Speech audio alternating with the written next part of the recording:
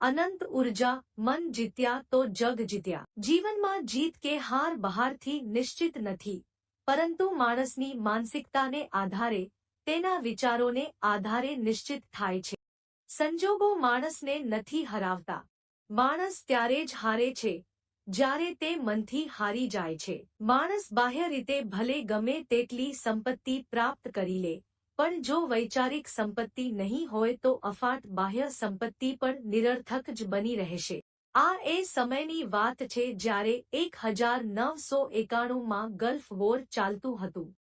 35 દેશો ભેગા મળીને ઇરાક સામે યુદ્ધ કરતા હતા।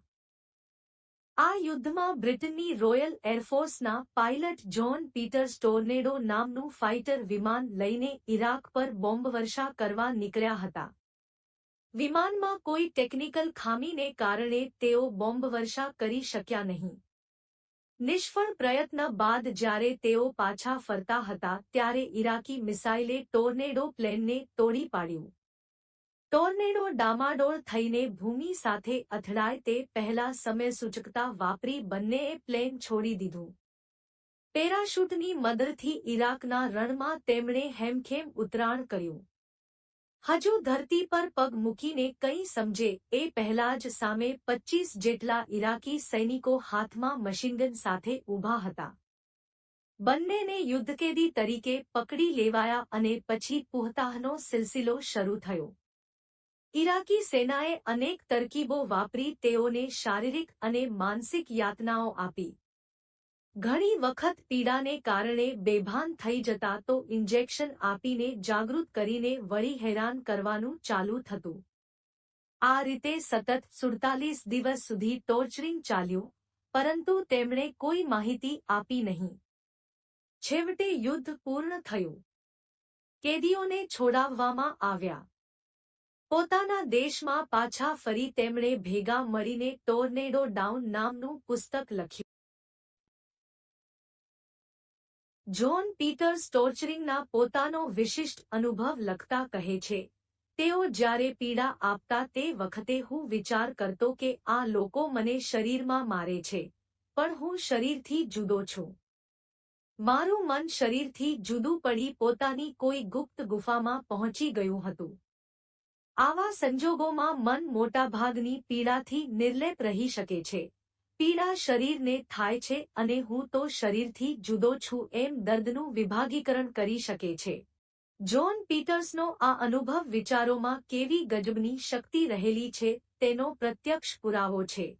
આટલા ત્રાસ અને પીડા વચ્ચે, પ્રતિકૂળતાઓની પરાકાષ્ઠા વચ્ચે માત્ર વિચારોના બળથી તે નિર્લેપ રહી શક્યો હતો। સામે પક્ષે એવા લોકો પણ છે, જે તમામ પ્રકારની સુખસાહેબી વચ્ચે પણ દુઃખી થઈને રોડના રોતા હોય છે। કેમ? નબળા અને નકારાત્મક વિચારોને કારણે માણસ બાહ્ય રીતે ભલે ગમે તેટલી સંપત્તિ પ્રાપ્ત કરી લે, પણ જો વૈચારિક સંપત્તિ નહીં હોય તો અફાટ બાહ્ય સંપત્તિ પણ નિરર્થક જ બની રહેશે। માણસની સફળતાનો માપદંડ તેની બાહ્ય સંપત્તિ નહીં, પણ તેની વૈચારિક સમૃદ્ધિ છે। એક વખત એક ફુગ્ગાવાળો ફુગ્ગા વેચી રહ્યો હતો અને રંગબેરંગી ફુગ્ગા વેચતા લોકોનું ધ્યાન ખેંચવા તે થોડા સમયે એકાદ ફુગ્ગો આકાશમાં છોડી દેતો। તે જોઈને બાળકો ફુગ્ગા ખરીદવા આકર્ષાતા હતા। એક નાનકડો શ્યામ બાળક તે ફુગ્ગાવાળા પાસે ઊભો રહીને આ જોઈ રહ્યો હતો। શ્યામ રંગને લીધે અનેક વખત તિરસ્કારનો ભોગ બનેલા આ બાળકે ફુગ્ગાવાળાને પૂછ્યું, તમે કાળા રંગનો ફુગ્ગો છોડશો તો શું તે પણ આકાશમાં ઉડશે? ફુગ્ગાવાળો ક્ષણભર વિચારમાં પડી ગયો। તેની નજર બાળક પર ગઈ। તેના મગજમાં ચમકારો થયો।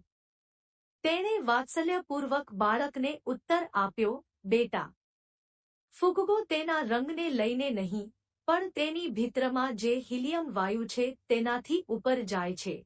હા, આપણે આપણા બાહ્ય દેખાવ કે બાહ્ય સંપત્તિથી નહીં પણ આપણા મનમાં કેવા વિચારો રહેલા છે તેના આધારે ઉર્ધ્વગતિ પામીએ છીએ। જીવનમાં જીત કે હાર બહારથી નિશ્ચિત નથી, પરંતુ માણસની માનસિકતાને આધારે, તેના વિચારોને આધારે નિશ્ચિત થાય છે। સંજોગો માણસને નથી હરાવતા, માણસ ત્યારે જ હારે છે જ્યારે તે મનથી હારી જાય છે. પ્રમુખસ્વામી મહારાજના જીવનમાં પણ અનેક મુશ્કેલીઓ આવી છે. દિલ્હીમાં અક્ષરધામ મંદિર માટે જમીન મેળવવામાં 32 થી 32 વર્ષ નીકળી ગયા હતા, પરંતુ તેઓ ક્યારેય મનથી હાર્યા નહીં. તેઓમાં સકારાત્મક વિચારોની અનંત ઊર્જા નિરંતર પ્રદીપ્ત રહેતી હતી. થાક્યા કે હાર્યા વગર તેઓએ પુરુષાર્થ ચાલુ જ રાખ્યો. એના પરિણામરૂપે ભારતીય સંસ્કૃતિને ઉજાગર કરતું ભવ્ય અક્ષરધામ આજે દિલ્હીની ધરતી પર શોભી રહ્યું છે. માટે જ જીવનમાં સારા અને સકારાત્મક વિચારોનું વાવેતર ખૂબ મહત્વપૂર્ણ છે. તો ચાલો આપણી આસપાસનું વાતાવરણ એવું બનાવીએ જેથી આપણે નિરંતર સારા વિચારોથી તરબતર રહીએ.